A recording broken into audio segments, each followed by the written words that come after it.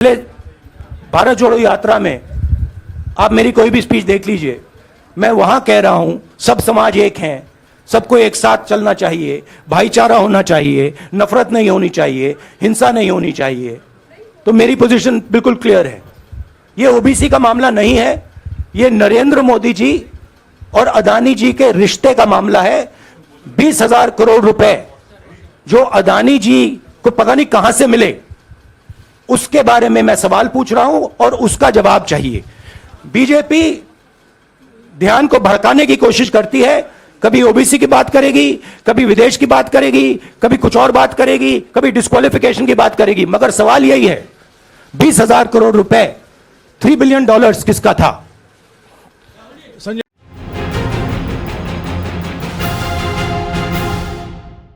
4.5 महीने जनता के बीच में रहेंगे और वो मेरा काम है, वो मैं करता जाऊंगा। हाँ जी अनवर आज के हिंदुस्तान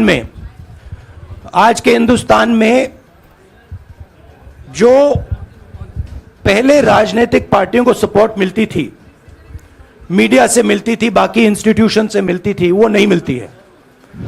तो ऑपोजिशन की पार्टीज को एक ही रास्ता है, जनता के बीच में जाने का।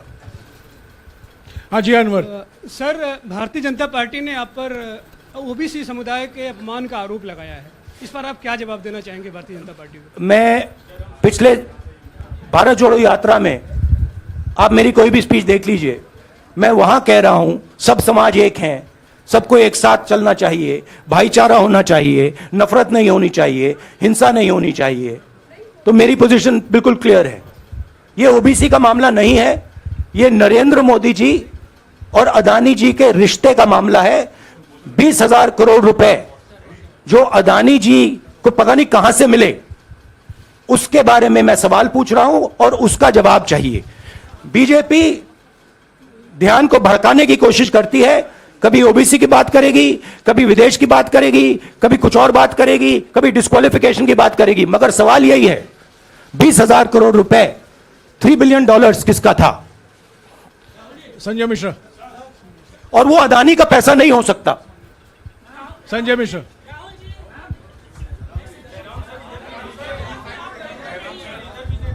लेकिन आपने कहा आप डरते नहीं हैं, लेकिन स्टेट के टारगेट पे हैं और स्टेट आपके खिलाफ है, पूरी स्टेट, पूरी मशीनरी आपके खिलाफ है।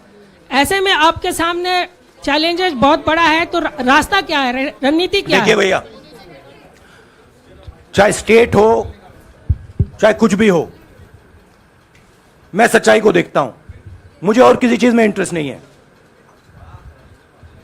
मैं सच्चाई बोलता हूं। राजनीति में यह फैशनेबल बात नहीं है, मगर यह बात मेरे खून में है, मैं और कोई रास्ता निकाल ही नहीं सकता हूं।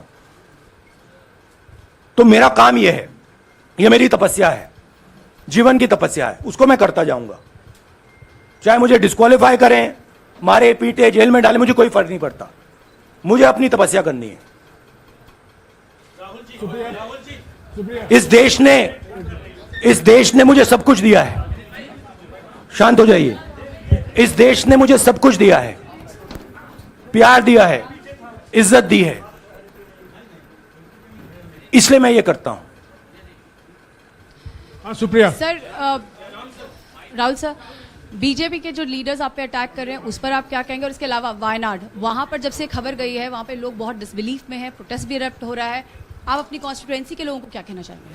नहीं, मैंने सोचा है कि मैं अपनी, देखिए मैंने कॉन्स्टिट्यूएंसी में भी बोला कि वायनाड के लोगों के साथ मेरा पारिवारिक रिश्ता है, फैमिली प्यार का रिश्ता है। तो मैंने सोचा कि मैं वायनाड के लोगों के लिए अपनी एक चिट्ठी लिखूं उनके लिए कि मेरे दिल में उनके लिए क्या है, तो वो तो मैं रिजॉल्व कर दूंगा।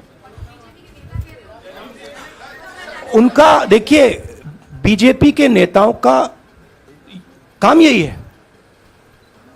देखिए वो सब नरेंद्र मोदी जी से डरते हैं, कारण आप जानते हो। नरेंद्र मोदी जी ने कहा कि देखिए ध्यान हटाना है, वो सब जानते हैं अदानी जी और नरेंद्र मोदी जी का रिश्ता, सारे के सारे जानते हैं क्या रिश्ता है, सब जानते हैं, मगर डरते हैं। तो अगर नरेंद्र मोदी जी ने उनसे कहा कि भैया ध्यान उधर करो, ध्यान उधर करेंगे।